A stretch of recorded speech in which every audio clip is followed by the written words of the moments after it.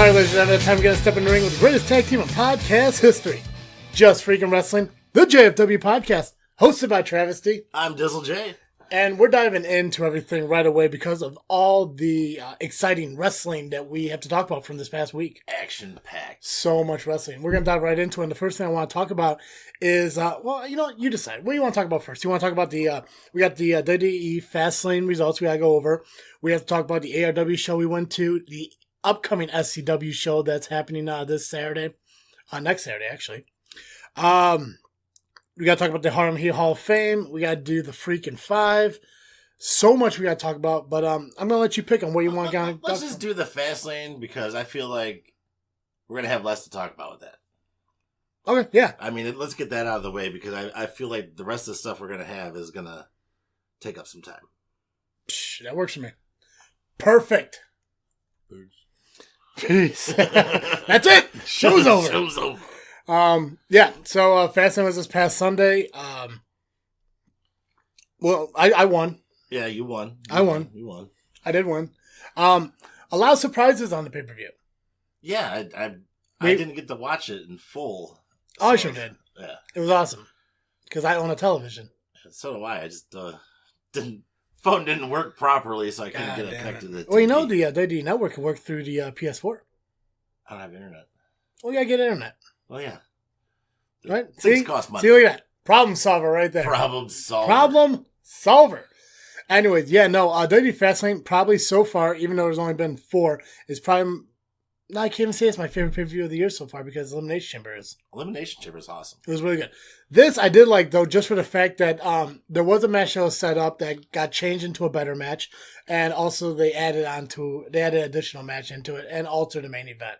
So a lot of different things happened than what we expected. Some curveballs. Yeah, which did kind of mess up our results on a couple matches, but not fully. But overall good match. There was a pre-show match where it was Rey Mysterio versus Andrade. That got changed into a fatal 4-way for the U.S. title. It got bumped onto the main show. So there was only one pre-show match that was the New Day, which was Big E and Xavier Woods, took on Nakamura and Rusev. I picked the New Day.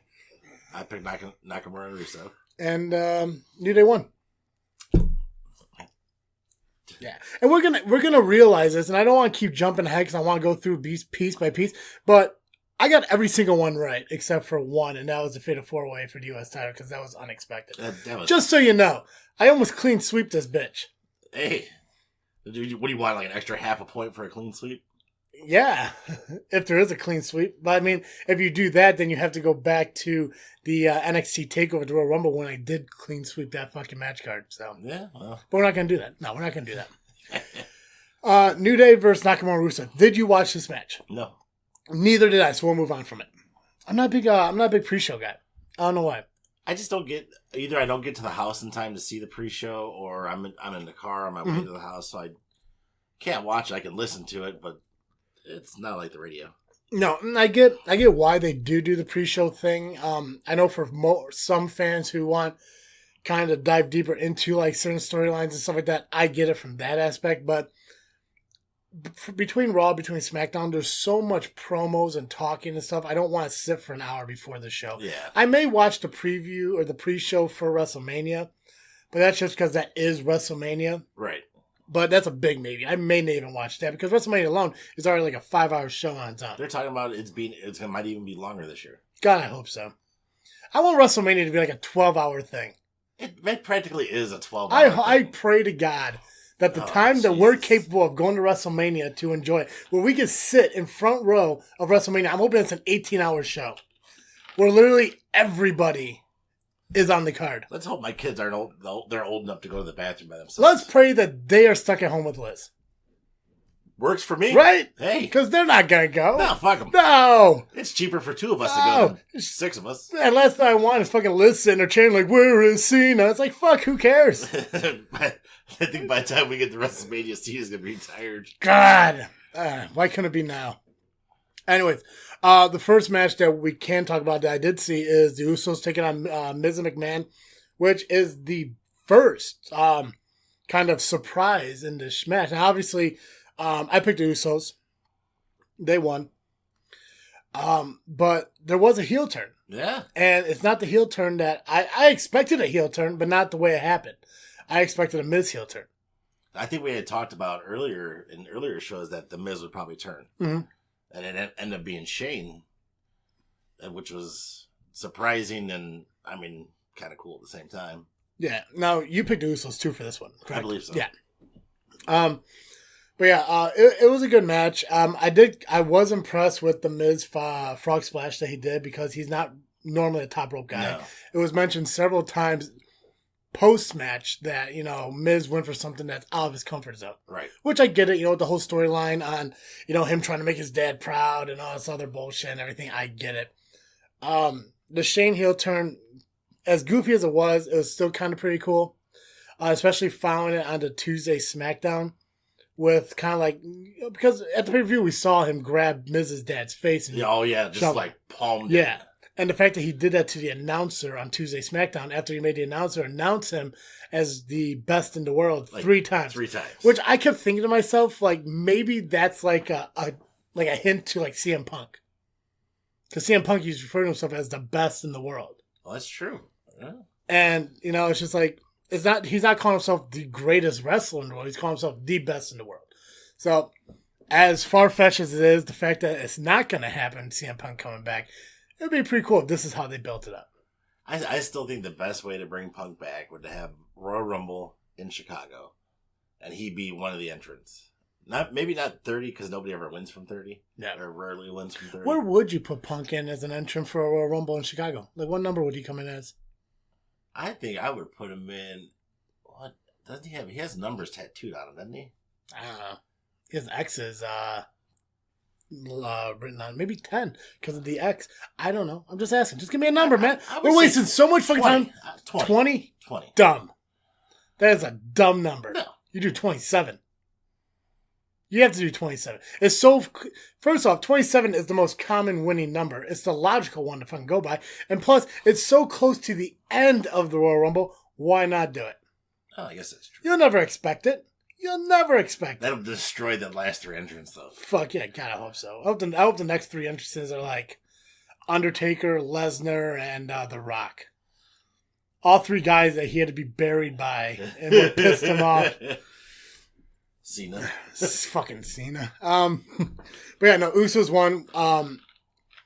Kind of building up. Now, obviously, I think Shane and Miz are going to face each other at WrestleMania. Yeah, go Looks like that match was called out. I don't know who the Usos are facing at WrestleMania yet, but they've been doing kind of their darker promos and stuff as of late since winning back the titles, which is pretty cool. And right now, it's up in the air on who the number 1 contender is, because obviously the Miz and Shane aren't going to, they aren't going to team together anymore. So now they have to find a whole new storyline. And with the Hardy Boys coming back together as Team Extreme on SmackDown, we got Ricochet and Aleister Black tagging on both shows. Obviously, the Bar, the New Day, Rusev, and Nakamura. I mean, it's a toss-up on who could potentially go to WrestleMania. I'm praying to God it's not a fucking other ladder match or something like that. I'd rather just have... See, that's what I was just thinking. No, I want a tag on tag. I don't want another fucking ladder match. Yeah, because they just did that like 2 years ago. I think it'll be Team Extreme. You think so? Yeah. I don't like the whole Team Extreme thing. I think we talked about that last week, but I think the Woken... Well, just because you're more of a Woken fan. Yeah. I like the Team Extreme thing. It brings back to the nostalgia of it all. Only if they can get Lita to come back out there, but I don't think Matt would be cool with that. I think he would. I think there have been talks over the years that he kind of forgave her. They kind of moved on and stuff. Matt and Edge are still, friends and all that. Matt's married now. Edge is married to Beth Phoenix, which awesome to talk about when we get to that women's title match. I don't think it'd be as much of an issue, but I think the fans would make it an issue. I think the fans would make it an issue. Yeah, because they would definitely want to relive that incident. Did they redo the live sex scene? Like a makeup sex scene? There you go.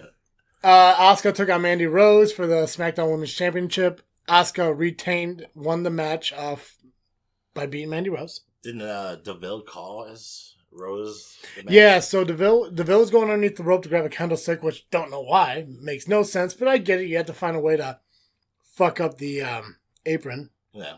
Which he did. And Mandy Rose tripped on it because she doesn't know how to hit the ropes right, and fell and lost. And then the same thing happened on SmackDown, but reverse. Yeah. Mandy Rose was trying to get up, pulled the apron up to try to pull herself up, and it caused Sonya to trip. So I'm assuming, what the fuck is their tag called? Something in Fire. Fire and Desire. Fire and Desire, yeah. Pretty sure that team's going to break up. They're probably going to need a reason for them to fight each other at WrestleMania. I think it'll be a 3-way. You think so? Between them and Asuka. I like that. I agree with you. I concur. You concur. I concur. Indubitably. Bar took on Kofi Kingston. We did not do a prediction on this because this was not on the match card. I was going to say, yeah, this wasn't on the match card. You want to kind of talk about how it got led up to this point? I have no idea. No, you didn't see this No. one? Is this when I called and interrupted? Yeah. Good. Kofi Kingston was waiting to talk to Vince McMahon about, being put into the match, into the title match and all this other stuff. Vince said, yes, I'll make it a triple threat match. Go on out there. This match is happening next. Kofi goes out. Everyone's cheering. And all of a sudden, they swerved it. Match happened later on. And Vince McMahon sent the Bar out there to face Kofi in a handicap match. Tornado handicap match. So both men in the ring at the same time. Oh, that's terrible. Yeah. So obviously Kofi lost. Rusev and Nakamura interfered in it as well. Don't know how disqualification didn't happen, but whatever. Revival took on Aleister Black and Ricochet, Bobby Roode and Chad Gable. I picked the Revival. You picked Black and Ricochet. I did. Revival won. Yes, they did. Duh. Duh. Come on. Do you want to talk about this match, or did you miss this one too? Yeah, I missed a whole lot of this. What the fuck is wrong with you? How do you host a podcast? Well, I'm only 33%. I don't. First I'm off, co-host. this pay-per-view was 6 days ago. Yes. You could have rewatched it. I could have. At some point. I tried. How dare you? Was there a match on here you did see? I saw the Becky Lynch Charlotte Flair match, the Daniel Bryan. I saw most of the Daniel Bryan Kevin Owens match. So you didn't see any good matches? No. Fine. I saw the Shield. No, fuck, I'll do this. Whatever.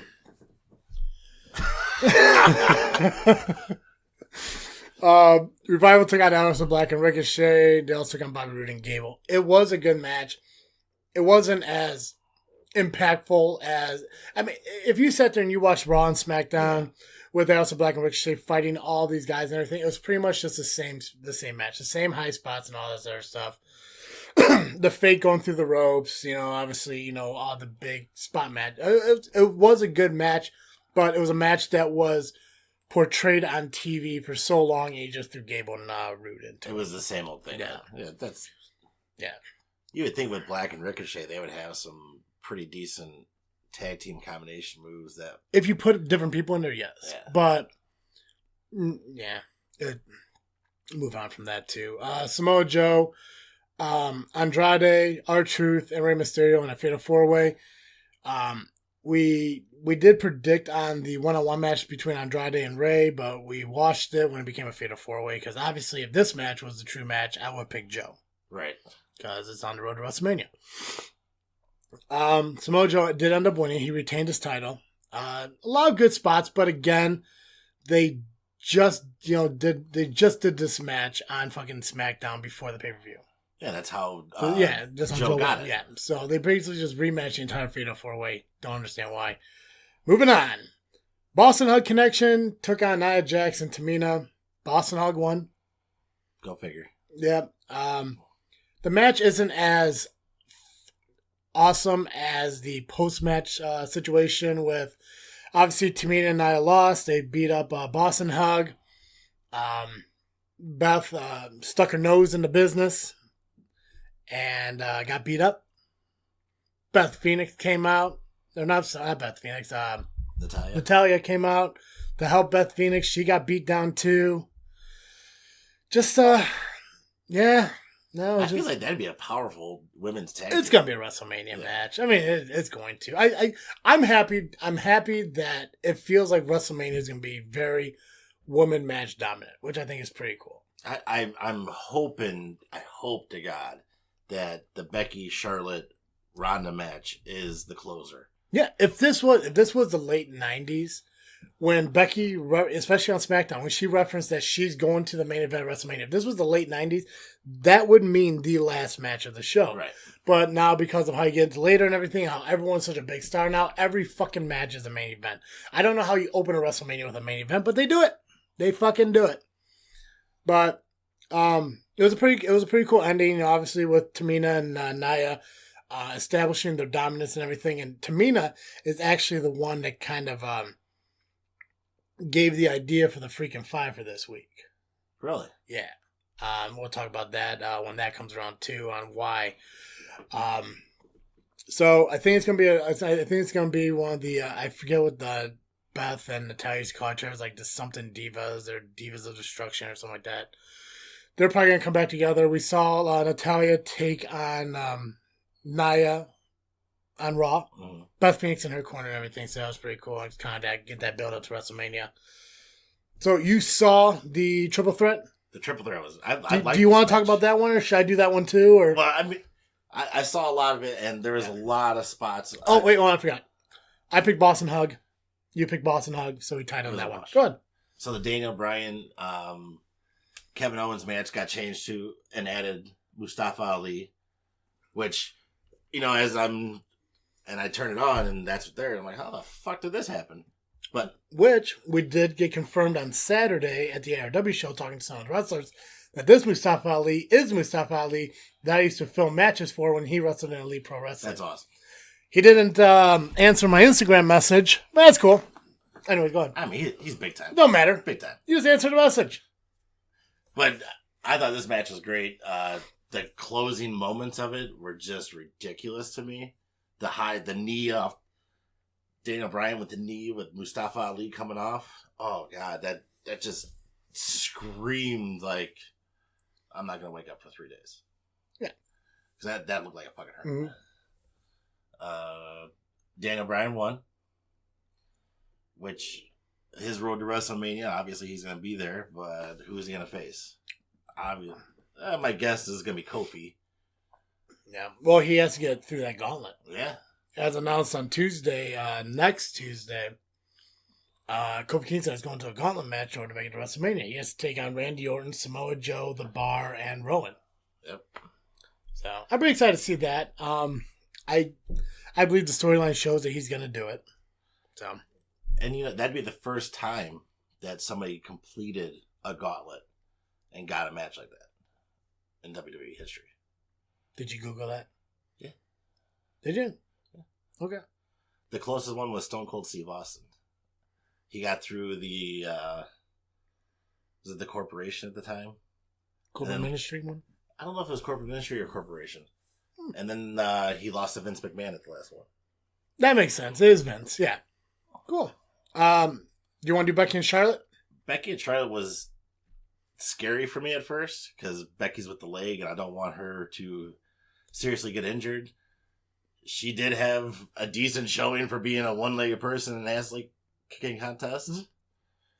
I thought for sure, I knew something was going to happen. I thought she was going to get her with the disarmer. Rousey comes out, causes the interference, causes Charlotte the match. Yep. This is the match I'm looking forward to the most at WrestleMania. And now Rousey's just unhinged. Yeah, because of, and even Becky mentioned on SmackDown that it was all a mind game thing to get Rousey to do something like this to get her. Rodney. I'm in your head, Ronnie. To do something like this to get her into that moment, which she made a lot of sense in her promo on Tuesday, saying how does it make sense for her having to fight to get into a match that she already won the Royal Rumble to get into in the first place. So fucking weird, but it happened. We both picked Becky. She obviously won. Final match was the Shield come together for one last time to take on Baron Corbin, Bobby Lashley, and Drew McIntyre. It's the same old thing. Yeah, other than the triple power bombs, I wasn't too impressed with the match. So I don't want to talk too much more about Fastlane just because I do want to get to all the important stuff that we have. So I'll say it. What? Is WWE sponsoring us? Move over, Right? WWE. WWE Time for the real stuff. Right? Is WWE getting us front row seats to the show? Oh, I can't wait. Front row seats next weekend. Right? All they do is give people who don't already have the WWE Network a free month of the WWE Network, and the people who already own the WWE Network gets nothing but a fucking bill every month. Sorry. Yeah. No. Why not do it on your 1 year anniversary? Give me a month free once a year. Why the fuck not? Right? Yeah, there you go, Stop WWE. sending me digital copies of your shit from the pay-per-views that I don't go to.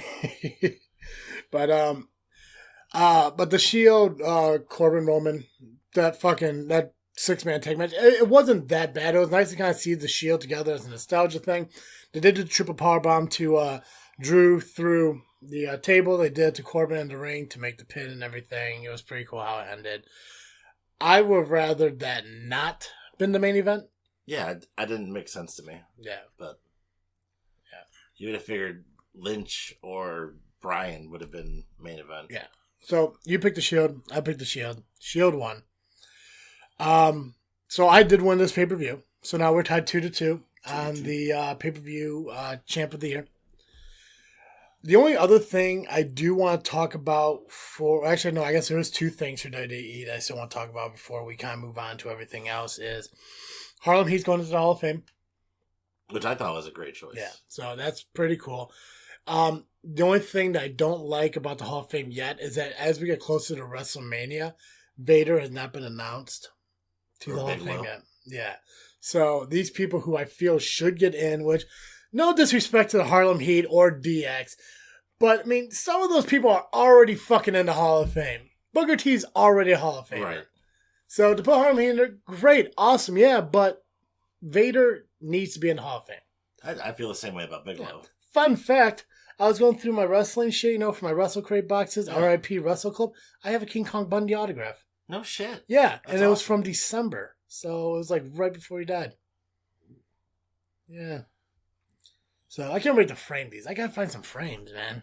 Dollar store, Road Dollar Store. Yeah, but they're still not $1, like $3 a piece. I don't want that kind of a fancy fucking. I just want a cheap ass fucking frame, a plastic fucking frame with a plastic fucking sheet in front of it, so I can stick it on the wall. Because all it is a picture. You have to go to not Dollar General. You have to actually go to the dollar store. God damn it. The other thing I do want to mention, congratulations to Harlem Heat for going into the WWE.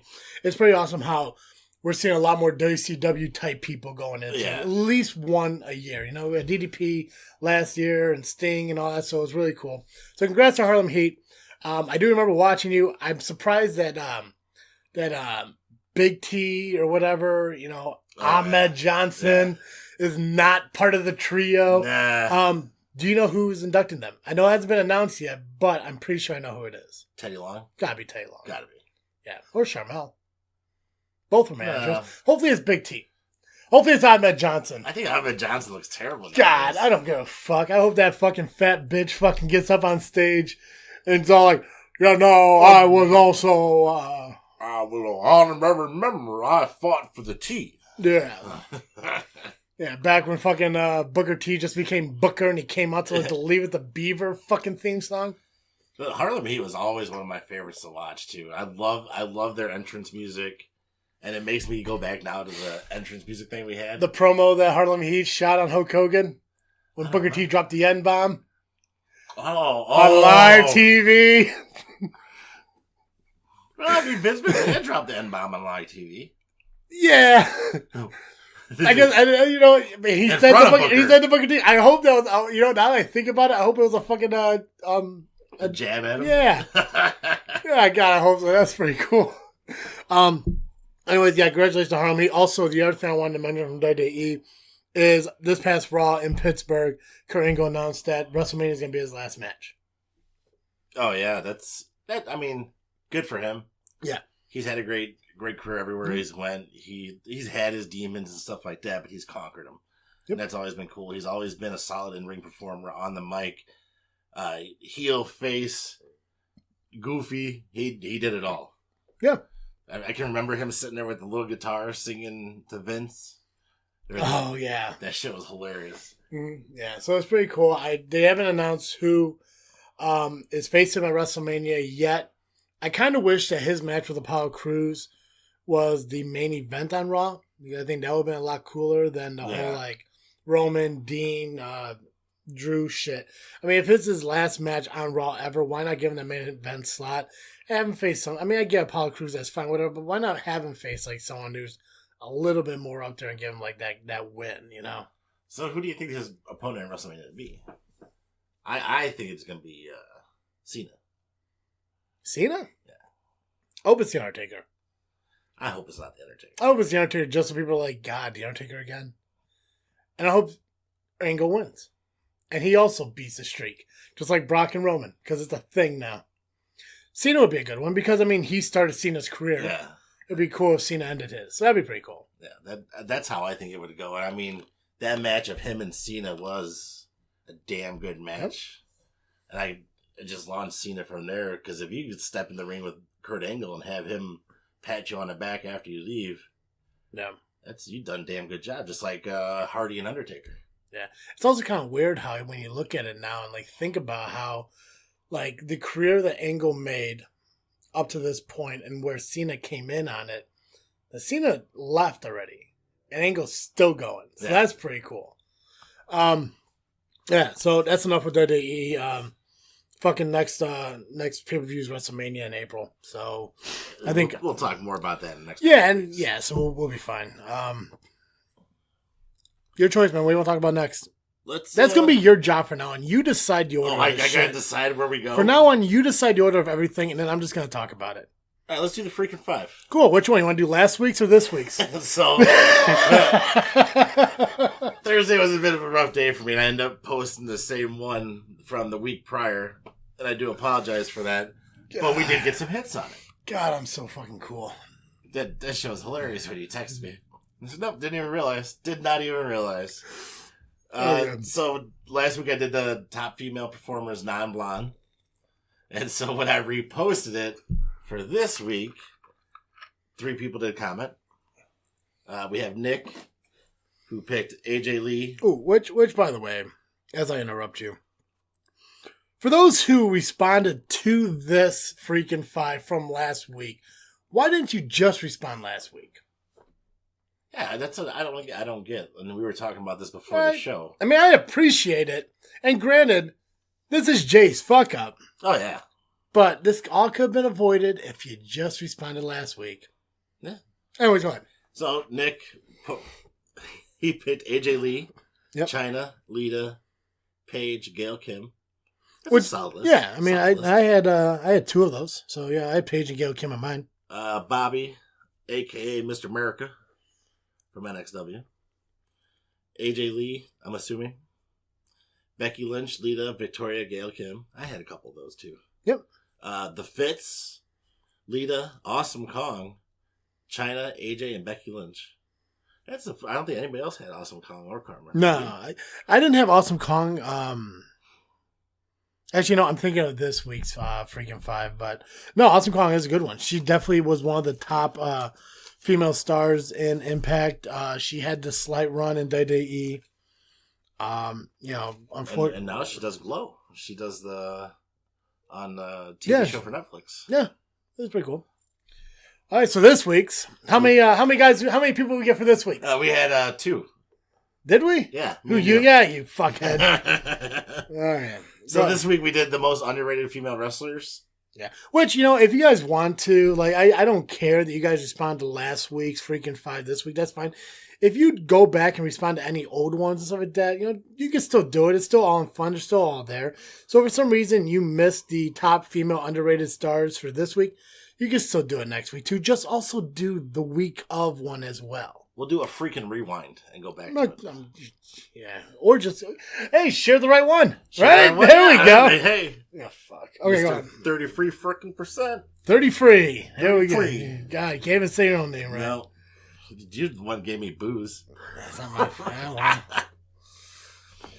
All right, so the most underrated female wrestlers. Yep. I had Gail Kim in the WWE. Okay. Because I totally believe she was not used properly in WWE. Victoria, Luna Vachon, Natalya, and Eve Torres. Okay. Natalya to me has always been Because she came in right at the Diva era, Mm-hmm. where she could actually wrestle and most of the other girls couldn't. Yep. So to me, she's the top. If I had to pick a number one. I'm going to respect your list by not tearing it apart. So. Oh, okay. It's really hard not to. My list is solid. Your list is a dumpster fire. I'm sorry. Whatever. Gail Kim and WWE, fine. Okay, that's all well and good. Victoria had a pretty good run in WWE. She is going to be a Hall of Famer. Luna was a valet, and she was ugly as fuck. I'm not judging them. Like she was in the Oddities with this big fucking fat dude who wore a mask and carried around a Cartman thing. She should have worn the mask.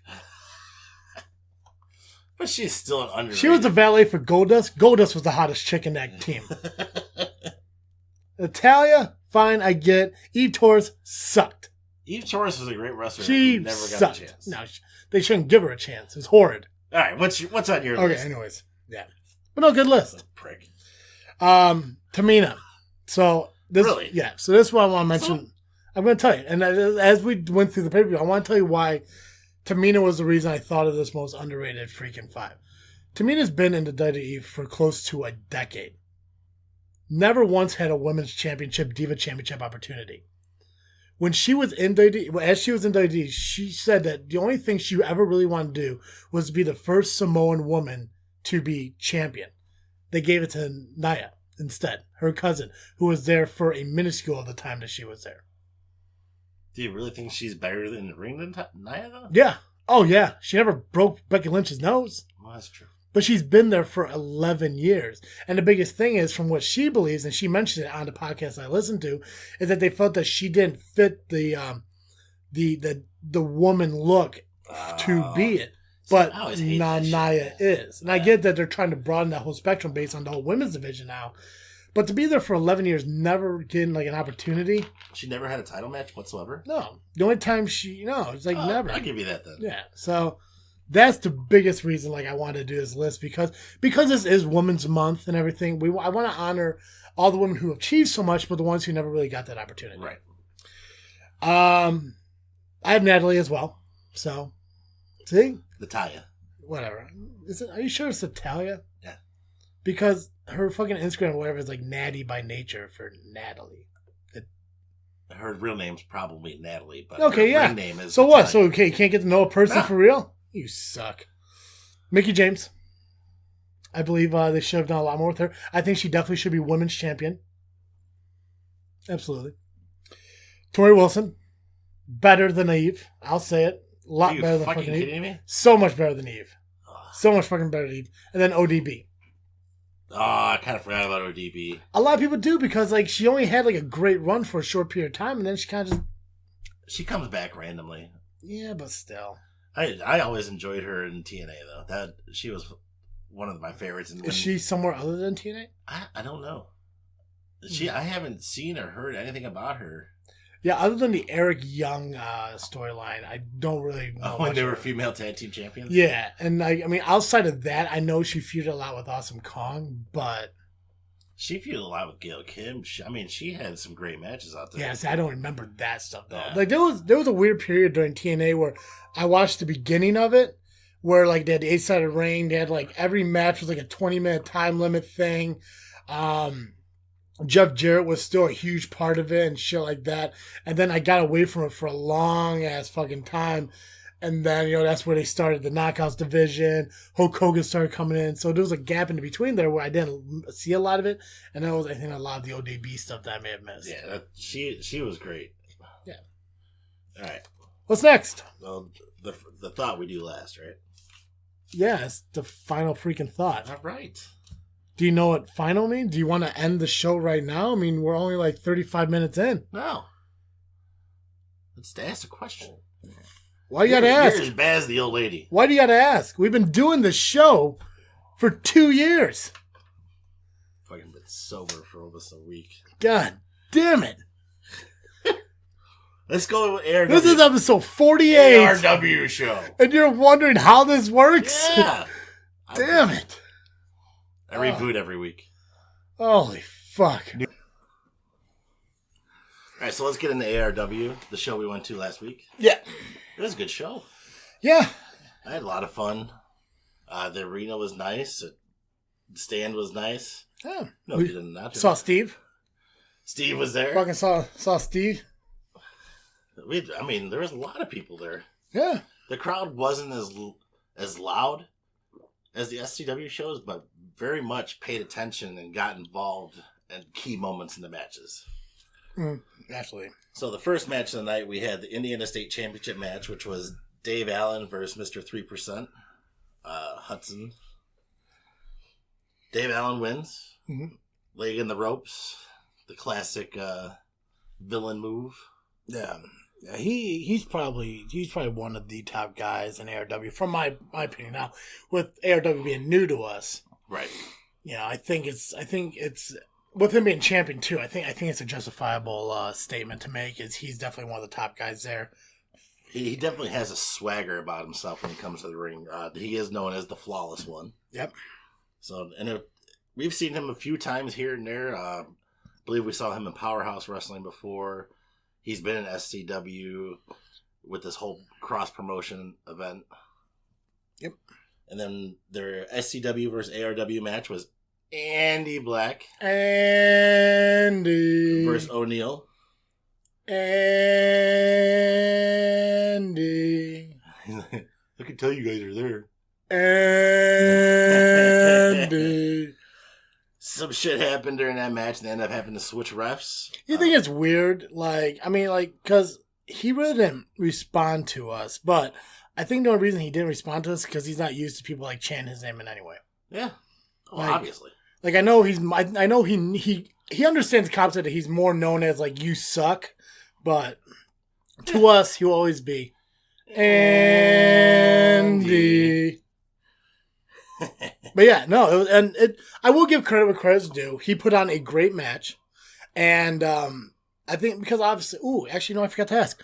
Fastlane, top match of the night for you? Oh, it probably had to be the Daniel Bryan match. Yeah, yeah. Okay, because you didn't see a lot of it, I think the Boston Hug Tamina Nia match was probably the top. So I'll probably go back and rewatch it. Yeah, so. that was the top match. It was pretty cool, especially with them being their first tag team title defense, but. We actually agreed that, no, we didn't agree, but we discussed it. For me, this was the top match for me of the night. Yeah, this was probably the most exciting match for me as well. Not only because it's SCW versus ARW, but it was a good match between Black and O'Neal. Black did end up tapping out to O'Neal. You did? Yeah. After a referee switch, though. Yeah. Yeah. So they were more focused on an SCW ref for this one, but obviously, Andy, I don't know if he needs more training in the ring or not, took out the ref, but... Then the next match we saw was... I'm not done talking about this match yet, man. Shit, you paused. Oh, God, I see, this is why I can't give you shit to do. I did very good here. Very well. That's what it... I are all right. Shit. Go ahead. I'm sorry. God, no, it's fine. It's just the only other thing I wanted to say, and again, in Black's defense, for him being a guy who solely focuses on himself, he is kind of an egomaniac. Yep. It's nice for him to go out there to represent SCW. So I think that is pretty cool. It was a little bit of a shock. Yeah, we give him a lot of shit and everything, but he is a good competitor, and at least it shows that it may be all for Andy and shit like that, but at least he's doing it, for a pride of SCW. Yeah, like a home show pride. Yeah. But he still is. Andy. Oh my God. And let's not forget, he spit on an old lady. Yeah, he at the last SCW show, he hit an old lady in the head with a water bottle. Right, this guy hates people. Man, I'm telling you, right? It's just like the flock reborn. Yeah, God. Right, right. He's still rocking them sister jeans, so good for him. At least he got in the girl's pants. All right, the next match tonight, we had a chain match, which most of you know is just like a dog collar match, except the chain was attached to their hand, not their neck. It was BOW versus Mad Max Holiday, also known as the Bearded Bruiser. Yep. This match was a slow start for me. Good powerhouse match.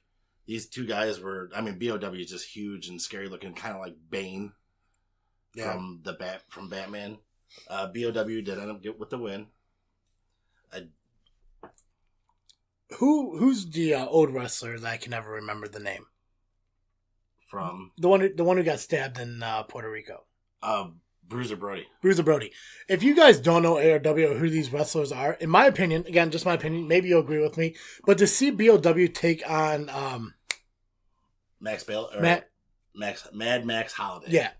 It would be like if there was a dog collar match between Bruiser Brody and King Kong Bundy. That would be the best representation I can think of. R.I.P. Bundy. And Bruiser Brody. Both of them.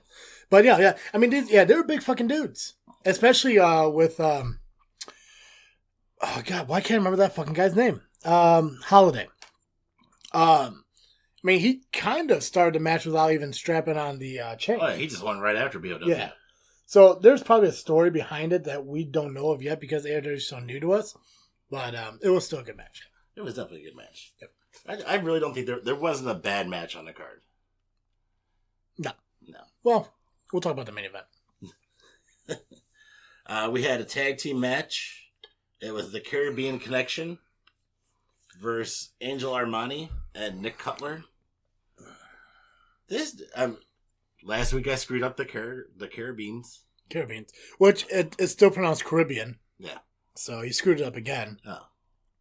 Caribbean Connection? I don't fucking know. Caribbean Connection? I'm dying. This fucking cough drops aren't helping. Caribbean. It's fucking Caribbean. Should have had a shot of whiskey with me. It'd have been all right. I don't know. I think you might have been screwed up shit like I did. I think I'm just choking on this fucking hosting aspect you're trying to do. Oh, God, 33%, bro. I know this is what 30%. This is what 33% gets you right here. 33% gets you this. I'm killing. You're fucking killing it, dude. I tell you, if there was a day I couldn't make it to the show, you could attempt it so fucking hard. It'd be like a 15-minute show. God, you know what? I'm done. God, I'm tapping out. There would be so many unsubscribers. It'd be nuts, but at least you could try. The Caribbeans are taking on Cutler and Papa. And Papa. Grandpa. Old man Skinner. He kind of looked like Skinner. Right? Like, he looks like Skinner after Skinner gives up on himself. But, I mean, good match. Both teams had very solid teamwork and everything like that. Armani did look good in the ring for being an older gentleman. He was probably a powerhouse back in the day. He has been around for a while. They talked about other people he had fought throughout the years. Yeah, I've never seen the guy wrestle. No. But, I mean, especially like when you get to like the indies and stuff like that, like you do see a lot of guys who are more up there in their years, either finishing off a career or still like working through. It's kind of like Rourke in The Wrestler. Yeah. So I feel like Rourke in The Wrestler was probably a lost cause. But yeah. But I think also help me if I'm wrong, the Caribbeans, this was their debut in ARW. I believe it was, from what we heard and what we read and what they announced. There was a count out. So everything that they said points to them being there. Yeah. Okay. Yeah. Shot of whiskey really got me now, I'll tell you. I'm not really a day drinker. God. More of a night drinker. Well, you know what they say, Jay. You can't drink all day if you don't start first thing in the morning. Yeah, that's very true. There was a count-out victory. The Caribbeans. The Caribbeans. The Caribbeans. That'd be cool if they were like coffee guys. It was like a convoy of Mexicans when you say it. Oh. Caribbeans. I'm super white. I don't know. Anyways. There was a count-out victory in favor of the Connection. Yep. They did not like winning by count-out, so the match got restarted. And then the Connection did end up winning by pinfall, I do believe. That was a good match, too. I hope to see more from the Connection. I like how you're passing up the Caribbean word. Oh, I'm avoiding it like the plague. Oh shit! No, it was a great match. If this was their AR debut, I think they nailed it. It was nice to see Cutler, because we see him a lot more in SCW than anything. Yeah. So to see him in a different company doing what he does is pretty cool. And especially allowing his grandfather to tag with him. Oh, that was lovely, you know? Yeah, it was nice. To keep it in the family. That's right. Speaking of the family. Mm-hmm. Oh, good segue. Yeah, you like that? Oh, yeah. Best thing you've done. 48 episodes. 48 episodes. God. I finally nailed something. Holy correctly. shit. Ivan Manson from the family is ARW's heavyweight champion. Which I never knew that. I didn't know that. I did not know that. And he took on the Machine, which is, he's relatively new to us. We've seen him in a couple of videos here and there. Which I also like to mention. Well, we saw the Machine at SCW. Right. Which he was pretty cool. But it's weird how Ivan's the ARW heavyweight champion, and yet they went on record in SCW stating that they're not taking a side. So ARW's champion doesn't even want to pick their side against SCW. Right.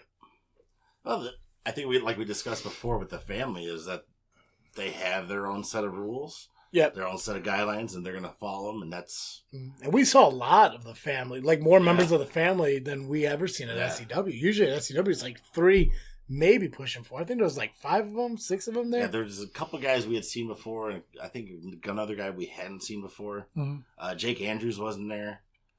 But this was I think this is probably the second match of the night for me. Okay. Because, again, it's just 2 powerhouses going at each other, and I like to use the term the Machine pulled a Guerrero. The best finish in an independent match I've seen in like 10 years. I think that's the best pulling a Guerrero I've ever seen. It was awesome. So, what was it, chain? He threw the chain at Ivan Manson. Yep. And then poured this red liquid all over his head, and it looked like blood. So when the ref turned around, he assumed Ivan hit him with the chain and broke him open. So therefore, with that win, the Machine now gets a shot at the ARW Championship whenever he wants. Yeah. Ironically, it's the same stipulation that Jake Andrews had against Marche Rocket last month at SCW for the tag team titles, but they didn't win that one. Right. Well, they also lost this one too. Yeah. It's crazy. I think the family is... I think as a unit, the family succeeds a lot more than independently. Right. Not saying that they can't be independent to themselves, but when you have a group like that, it's kind of like, yeah. I think that's one of the strongest groups we've seen, especially in the indie scene, too.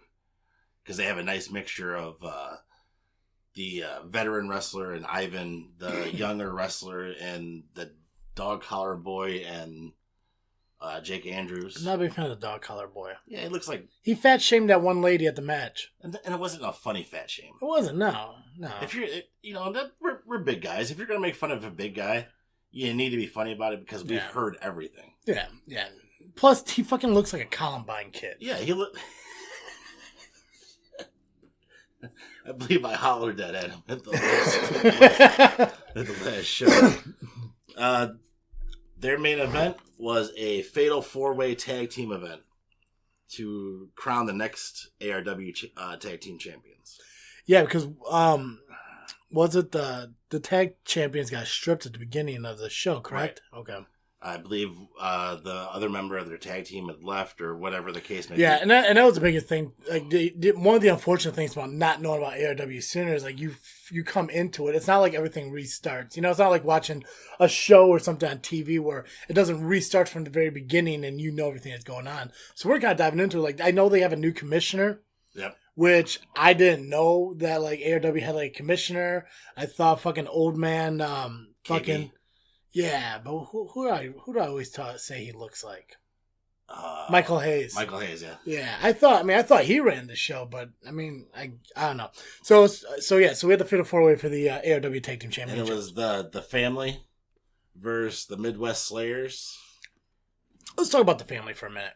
Well, no, go on. You go on and announce all the 4 people. Yeah, I don't know why I have a habit of interrupting you. The Midwest Slayers, the Maidens of Iron, which were a female tag team. Yep. And that was a scary female tag team. Mm-hmm. And then you had Jay Harris and the Sheik from SCW. And you had Excalibur and John Hudson, Malibu's Most Wanted, from ARW. So, family. What was your idea there? I had no idea Braun the Lumberjack was part of the family. Neither did I. And he still kind of had that little craziness to him, too. I don't know if he's going to be part of the family much longer. With the interaction that I saw after with the match, the family was the first one to go out. Yep. Yeah, it was an elimination match. It was an elimination. It was a fatal 4-way tag team elimination match. Yep. They were the first tag team to go out. Yep. And then the Maidens of Iron were the second one because they kicked the Sheik and Jay Harris in the nuts. Yep. And then it end up being SCW versus ARW in the final moments of the match. Malibu's Most Wanted pulled out the match with a handstand pin. I think that's what something stuck out for us. Yeah, it was because they double pin. Was it a double pin or it wasn't a double pin? He just rolled up, and did a handstand with the roll up, which was something neat, something we hadn't seen before. All in all, it was a great show. I can't wait to see the next one. Who knows? Yeah, when did we announce it? It was in April, right? It's definitely in April. April 13th. Yeah, April 13th. It's at the VFW. And it's at the VFW in Lake Station, Indiana. Cool. Yeah. Nice. All right. So, the match and then... You don't want to talk about SCW? Oh, yeah. This is why I don't leave the show, man. My 33% doesn't include leadership. It's your call. We can skip SCW and wait. No, I want to talk SCW. Right? Man. I figured it'd be nice to give people at least a week ahead heads up about SCW show next week. But if you want to skip it, I mean, we're getting close to time here. If you don't want to do fuck time, man. I don't give a shit about time. Damn it. All right, so SCW, Southland Championship Wrestling, is this coming Saturday, the 23rd.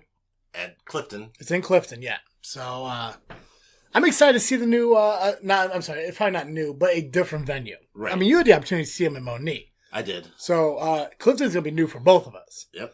So, I'm really excited to see that.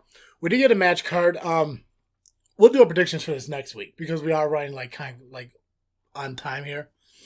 So, right now, and again, card subject to change as we've noticed with ARW and shit, even with Fastlane, the card is subject to change. But right now, what we're showing for SCW is the Sheik and Sergeant Brooks are having a rematch, a tiebreaker table match. Oh, I can't wait. Which, outside of the street fight we saw at the first Southland Championship Wrestling that we've been to, this is the first kind of stipulation type match that we've seen in a while. Well, I guess the cage false counted or whatever fucking match from last month. No disqualification. No disqualification match, yeah. So this is gonna be our first table match. Yeah. I haven't seen a table match on Independence in a long ass time, so I'm really excited to see how this goes. I'm also kind of wondering if the Sheik Unholy Alliance is gonna be involved in that. Well, we do know that Angus McDuffie will be there. Yep. And they usually bring around the Amazing Amazon with them. Which she's gonna be there too because she's going to fight for the SCW title, the women's SCW title. Ooh. So they're definitely going to be there. We'll see if they're in the corner for the Sheik during the tail match, and if they are, is someone going to be on the Sheik's corner as well. RK Savage and Jay Harris are going to have their rematch following last month's match between the two where Savage took the victory. Which was our match of the night. That was our match of the night. And there's a good possibility this will probably be our match of the night again, too. There's something about a team who just is so sick of each other that they could put on a great match with each other. So I think it's pretty cool. I mean, in past history, you go through and you see that Shawn Michaels and Triple H, Bobby Roode and James Storm, the Shield. The Shield. And both times. Yeah. All of them. Everyone. But yeah, no, they're having their rematch. SCW is going to crown the first ever women's champion. It's going to be a fatal 4-way between Moxie Molly, Natasha, Casey Dillon, and I think I'm going to pronounce it right, but I think it's Paloma Star. Paloma Star, I don't remember if we ever saw her. Dillon, I know I haven't seen her. She hasn't been at the previous shows? Not that I remember. So we're going to be at a history-making show here. Oh, yeah. I don't think, because I know Southland Championship Wrestling was a different company previous to before we got there. So I don't know if that company ever had a women's title champion. We do know ARW has a women's championship champion, which is pretty cool. And their champion is a fucking monster. I mean, she was part of the Women's of Iron. But she's fucking, she's almost like, I never seen, Natalia in person, but I'm assuming like, she's built like Natalia, just probably a little bit taller. Almost kind of like a Tamina kind of like. I would say Tamina, maybe Sienna from Impact kind of deal. She's hot. She is hot. She is like class and like kick ass. It's awesome. And metal. And absolutely metal. But yeah, Fatal 4-Way, Moxie, Natasha, Casey, and Paloma. There's going to be a tag team match between the Family and the Revolt. And the Revolt is a relatively new tag team for SCW. Of course, our good friend Andy is in there. Andy. And we don't remember the other guy. Yeah, it don't matter. I think he got mad at us because we don't remember the other I'm guy. fine with that. It's probably, I mean, there's probably some dude who just picked up like a study hall detention bullshit thing at school or whatever, right? Probably like a preparatory school. Right. Probably they just ended up picking at the same fucking dumpster or some shit, whatever. Genesis title's on the line. Bo Anderson's taking on Bane X. Ooh. So I'm super excited for that one. Yeah, I like Bo. Yep. We got the heavyweight title for SCW, Max Holiday taking on Maverick Cage. Oh, that's a big step for Holiday. Yeah, huge. Yeah. Fucking huge. Watch out, Holiday. Cage does wrestle giraffes. He wrestles giraffes. Yeah. He's gone on record With and us. said it. Yeah, it's on a previous show. Yeah. Also, Shawn Mulligan's going to be there. Hunter Payne's going to be there. Max Blaylock's going to be there. Angus is going to be there. Also, it is rumored that Santana Stark from ARW is going to be there. Ooh. So I'm really excited to see how everything with ARW and SCW is going, because the weird thing about this whole situation is like when ARW is in SCW's house, they want to cause a problem. They want to cause a commotion. They want to step over, the line and shit. SCW, they didn't start a fight at ARW's show. Yeah, the last show at ARW, it was actually pretty civil. Yeah, all they want to do, they just want to be there to back up Harris and the Sheik during the tag match. And all of a sudden, like, this new commissioner wants to blow up and tell them that you can't do this, because we have a contract and stuff. And they respected that decision. Right. If I was Hunter or any other guy from SCW, what's good for the goose is good for the gander. Isn't that the expression? It's like, Hey. I mean, it's like, I'm surprised that they didn't go forward, but at the same time, I guess it's also a possibility that when you look at, how everything was, maybe SCW was a little outnumbered when it came to ARW. So it was strategic. Yeah. Strategically not to attack everybody because they would have just put themselves in harm's way. Yeah. So we'll see if ARW has the same respect for SCW as SCW did for their last show, and maybe just come in, do what they're obligated to do by contract to do, and then just sit there and enjoy the rest of the show. Let's hope not. I would rather people follow the rules and not cause a commotion. Oh man, I'm all about that chaos. I love chaos. I know. I could tell by your hosting capabilities. I think. Oh, I think at this moment I decided because I have 60. Yeah, I'm 66% of this. I think because obviously our 50th episode is coming up in 2 weeks. Oh man, that's so exciting! You're hosting it. What? Yeah. Intro and everything. Oh man. You're going to take 66%. I'm going to take 66%. Hell yeah. That's just because I had no idea what to do for the show, so that's on you now. Oh. Yeah, we haven't gotten our ask us anything questions from anybody. Yeah, and I think everyone's afraid to ask us questions. I mean, we'll answer anything. Absolutely. Yeah, go for the match of the week. So match of the week, again, Women's Empowerment Month or whatever this is. I did choose a women's match. It was Rosemary versus Sienna. And Impact, those two had a hell of a rivalry. This match is, I think, almost 30 minutes long. It's just crazy. Rosemary is one of those females that you want to see everywhere. Yep. And she has been on top of the female game. She's probably top one of the female performers in professional wrestling today, outside of the WWE.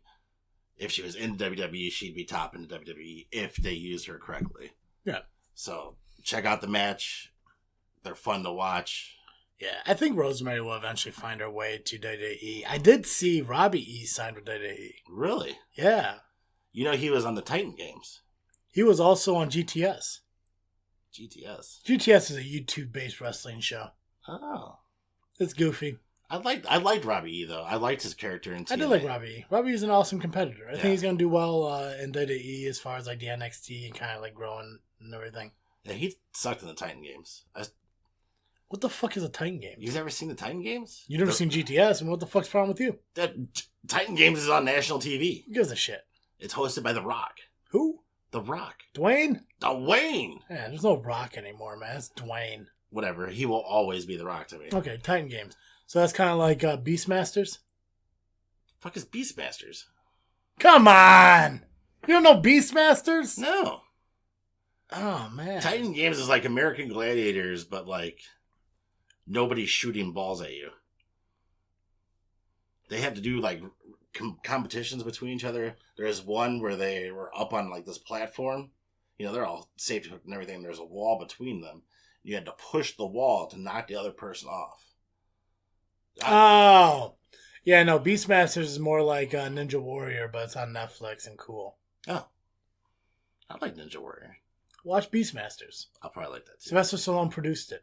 Oh. And it's countries facing each other. Countries. That's how we should decide everything. By countries? Nah. Fighting. Oh, I'd hurt you. I wasn't talking about us. Oh, then what the fuck are you talking about? I'm talking about between the countries. Oh, you mean war? You're talking about fucking war? Because... Nah, not like war. You choose a guy. That person wins. There you go. Okay, guys, so... And that's how Dizzle J got edited out of the show. 2 weeks from now, we're hitting our 50th episode, which it's an incredible feeling. We couldn't do it without you guys. So, I mean, from the bottom of our hearts, we want to say thank you. I showed Dizzle J a couple days ago that we have reached over 850 downloads and views of the podcast so far. We're trying to hit 1,000 by the 50th episode. It's a good possibility it's not going to happen. If it does, incredible. If not, not a big deal. But make sure you follow us on social media and stuff like that. And I want to do this now because I want us to end on the freaking thoughts and shit. But make sure you follow us on Facebook because we do post almost daily on that as far as, you know, in news about wrestling.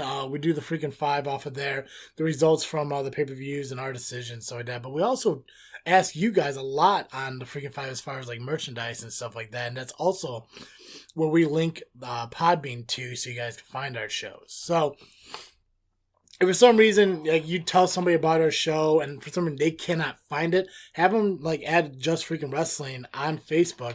The link will be there when it gets released on Saturdays. But we are on iTunes, Podbean, Google Play, Spotify. You just got to search Just Freaking Wrestling. But follow us on Instagram and Facebook. You can do Twitter too, but we really don't use it that much. I'm probably like this close to getting rid of Twitter just because Twitter's not really as big as it used to be. According to recent reports, Twitter has actually gone down in users. Yeah, Instagram is like growing. Yeah. It's fucking nuts. But Instagram is where we post all like the wrestling photos from like the shows and stuff like that. Once in a while, if we have a goofy photo of wrestling and something, we get posted on there too. But mainly Facebook is our go-to social media base. Yeah. It's the best place to reach us. You can message us and everything, or you can email us at jfwpodcast@yahoo.com. Keep following the show. Keep following us on social media and everything. A cool, exciting thing that may be coming up. It's in the works, so I can't promise anything. We're discussing a collaboration with my other podcast, This Freaking Show, as well as another podcast hosted by Sarge, who was supposed to be on our show, but he's on his own show called The Gray Area. Working on a collaboration to actually create a podcast network. So basically all our content, everything's going to be centralized into one group. So that'll be pretty cool. And we're also looking into merchandising, which is why we want you guys to tell us if you guys are into merchandise or not, because we could get something set up to create merchandise and hopefully have something maybe by the, by summertime with, shirts, tank tops, sweatshirts, hoodies, coffee mugs and stuff pretty like much that. Anything from one website. Yeah, pretty much, yeah. So we're looking into that, but we want to know from you guys if that's something you're interested in because it's an investment for us to do. And, we want to invest as much as we can into the podcast for you guys, but I can't break the bank for doing it. It's just not logical. Can we have this freaking dildo? Think they'll put that on there? Yeah, maybe. That'd be awesome. Maybe. But yeah, no, 2 weeks from now, 50th episode is coming up. Do the Ask Us Anything questions. It's posted on our Facebook. Find it. It's basically any question you have for us whatsoever. It doesn't have to be wrestling based, preferably because it's a wrestling show, but anything about us in general. Just ask the question. We will answer honestly. You can direct it to both of us, direct it to each of us individually, whatever it is. Just ask us and we'll respond to the question. We'll answer it right on the podcast. It gives you an opportunity to know us on a personal level. Because right now, you know Dizzle J and Travis T. But do you really know Travis and DJ? Right? So, okay, so go ahead. We got the freaking final thought. Is that what we're calling it? The freaking thought? Final freaking thought? Final freaking thought? FFT? FFT. That is what we called it. Why don't you tell them what it is? So it's one of us comes up with a list and we shoot at the other person. They give us their first thought about it. Final thought about it. Their final thought about it. Yeah. And it's not a rebuttal debate thing. It's just getting the final thought on it. Right. Yeah. And it's an alternate every week. Yes. I did last week's. You're doing this week's. Right. That means last week's going to be mine. 50th episode is going to be yours. Look at that! It's almost like you playing this song. Right? God, ever since episode 1. I'm going to screw Dizzle J in the long run. My master plan is to shoot out 37 episodes of JFW, go on a major hiatus for almost 6 months, start all over again with a brand new season, just so right around episode 50. Okay, go on. So some of this stuff we have touched on throughout the show. Yeah. Okay, but throughout the week I've come up with, so Shane's heel turn. Dumb. It's still like kind of a confusing thing where it comes to who really is in charge of what show. Is it the McMahons who are in charge of everything? And if so, why is it that Shane has to do a heel turn in order to the heel turn made no sense. It made absolutely no sense. Unless they want to do something major with The Miz being as a face, which I don't like The Miz as a face. He kind of seems like a pushover guy. I'm not a big fan of that. So not a huge fan of the McMahon heel turn. I'm a big fan of The Miz being... Who cares? These are my questions. Yeah, I know. Who gives a shit? You talked during mine, too. That's true. I side noted a lot. So Renee Young not on commentary anymore. There have been reports. I think it's a rumor, but I don't think it's true.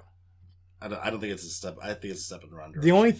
The only reason they have to mention that is because this whole situation with Dean leaving, and to see how it kind of reflects on her if she's going to go as well, and if so, to kind of move her out to get someone else in. But I'm still kind of skeptical on if Dean actually leaves anyway. So no, I think Renee's going to be fine at commentating.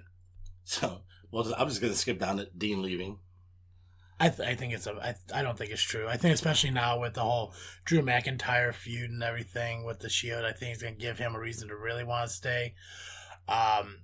If he does leave, I don't know if he's really going to go to ARW or not. That'd be the best move, but I think overall, AEW.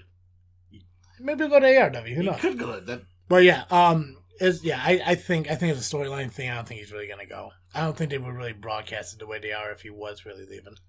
Kofi having to do the gauntlet to get the Mania. I think it's a great idea. I think that it shows the wrestling fan what he's willing to go through to achieve that moment at WrestleMania to take on the title. I mean, and this is going to be like the only truly the second time going after a title minus the Elimination Chamber, but his first one-on-one for that major title. So I think the Gauntlet thing is going to be pretty cool. I hope they give it enough time on the show. Not to kind of drag through it because unfortunately the 2, 4, 5, the 5 people he has to go through, they're top name guys. You got the U.S. champ Randy Orton, the tag team, and then obviously Ronan.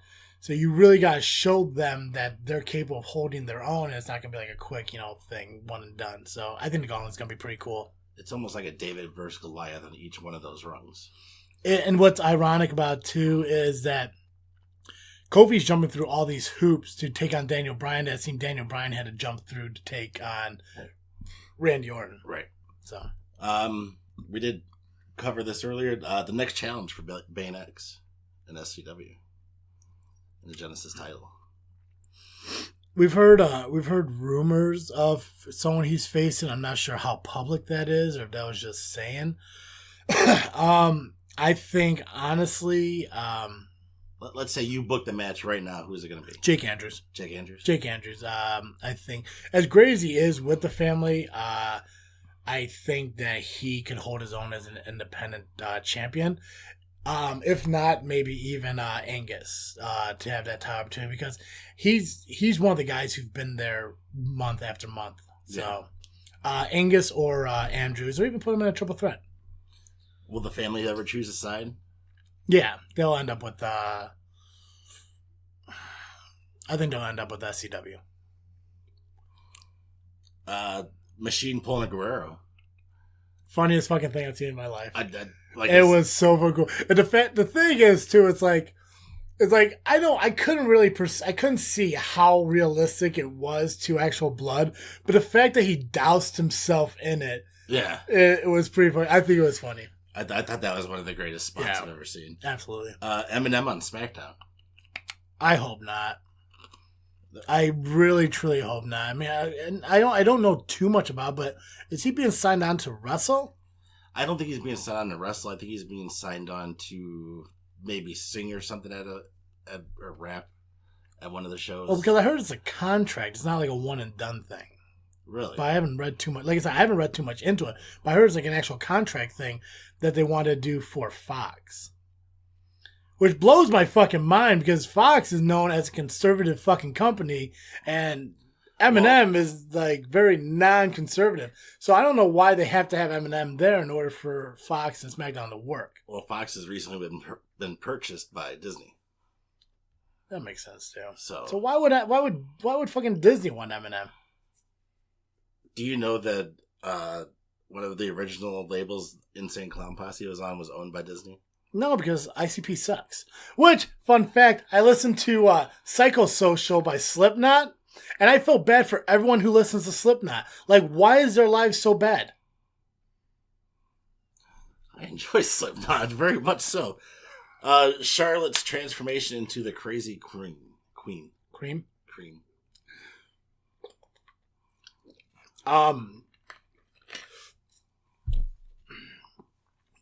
I think, God, I don't know. It's really hard to kind of like try to think about that. That one's hard. That one's tough. Because I like it, but I think it's hard for the storyline. Because now you have a heel Charlotte and a heel Ronda taking on face Becky. So I think like it seems like they're trying to do two different feuds at once to kind of, if Becky ends up winning the match, is she feuding out with Ronda, or is now she feuding with Charlotte? And if Ronda or Becky end up winning and Charlotte doesn't, it kind of seems like they wasted it. Like, it kind of seems like Charlotte has to win this in order for this heel run as a psychopath to actually fully work. But it is Becky's time, and Becky should win this championship. They'll put her back. They'll put her on Raw, which I think she'll excel a lot at. And I think definitely that's what WWE wants to do to get the views back to Raw that they're missing. I think it's a good storyline, but I think it's misplaced in this whole Ronda heel thing. And I think it's going to be overshadowed by that. Fox pushing WWE to be more edgy. I hope so.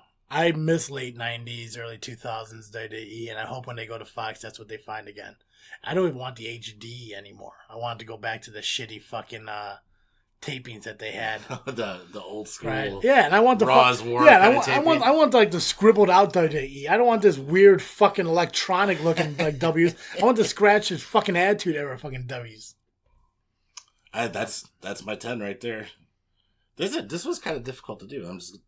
It is hard, and the thing is, like, it's definitely more hard for you because I did a lot of WWE shit. Yeah, yours is a lot of independent, which is awesome. So luckily, we did have the ARW show to go to. Yeah, I tried to mix it up a little bit, and that basically the Machine Pulling Guerrero was the one that I was really, and that's something that just stuck out in my mind ever since that show. So I gotcha. What's there at the bottom? The pick. Yeah, cool. That's all I got. Time to ring a bell on this episode. Perfect. As always, I am Travesty. I am Dizzle J. And thank you for listening to another episode of Just Freaking Wrestling, the JFW podcast. Peace.